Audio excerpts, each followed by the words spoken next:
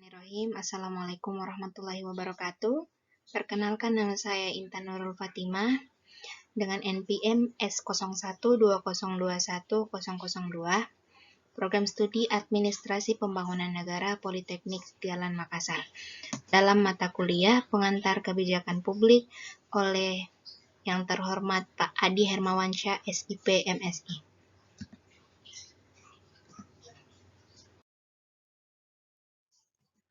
Nah, di sini saya akan menjelaskan tentang siklus kebijakan publik menurut James Anderson 1979.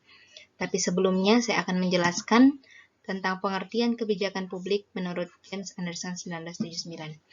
Pengertian kebijakan publik menurut James Anderson yaitu kebijakan merupakan arah tindakan yang mempunyai maksud yang diterapkan oleh seorang aktor seperti eksekutif, misalnya SK Presiden, atau sejumlah aktor, eksekutif dan legislatif, misalnya UU dan yudikatif untuk menguji material UU dan sebagainya.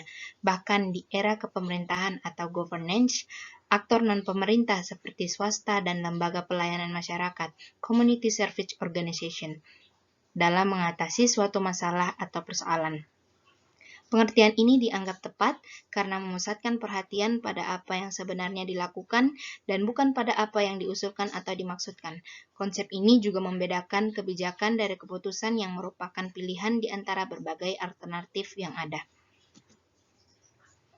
Nah, di sini siklus kebijakan publik dibagi menjadi 5. Yang pertama, ada formulasi masalah, dan yang kedua, ada formulasi kebijakan, yang ketiga ada penentuan kebijakan, yang keempat, implementasi kebijakan, dan yang terakhir ada evaluasi kebijakan.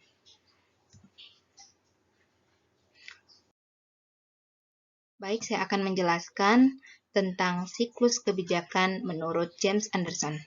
Yang pertama, formulasi masalah. Formulasi masalah menurut James Anderson yaitu apa masalahnya, apa yang membuat hal tersebut menjadi masalah kebijakan, bagaimana masalah tersebut dapat masuk dalam agenda pemerintah.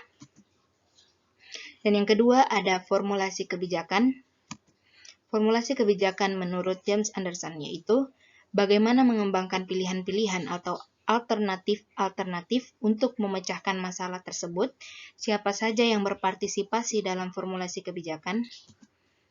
Dan yang ketiga ada penentuan kebijakan.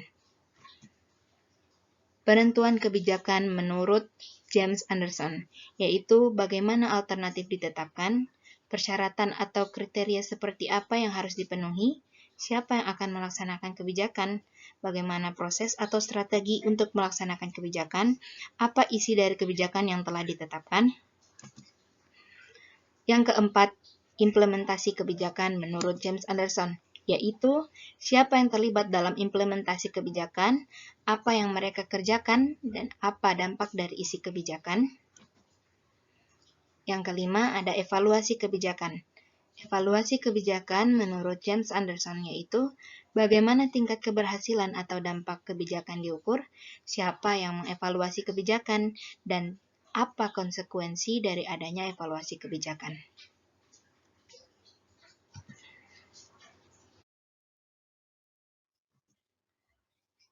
Nah, setelah itu kita masuk pada ciri-ciri kebijakan menurut James Anderson 1979. Ciri yang pertama yaitu harus memiliki tujuan. Yang kedua yaitu sebuah kebijakan tidak independen, terpisah dari kebijakan yang lain, tetapi berkaitan dengan kebijakan yang ada di masyarakat dan mempunyai orientasi pada pelaksanaan, interpretasi, dan penegakan hukum. Yang ketiga, apa yang dilakukan pemerintah bukan tentang apa yang ingin atau diniatkan akan dilakukan pemerintah. Yang keempat, kebijakan dapat berbentuk negatif atau melarang dan juga berupa pengarahan untuk melaksanakan atau menganjurkan. Yang terakhir, yaitu berdasarkan pada hukum sehingga mempunyai kewenangan untuk memaksa masyarakat untuk mematuhinya.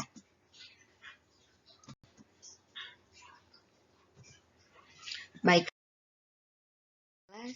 cukup sekian dari saya. inilah hasil materi dari saya mengenai tahapan kebijakan menurut James Anderson 1979. Jika ada kesalahan mohon dimaafkan. Terima kasih. Wassalamualaikum warahmatullahi wabarakatuh.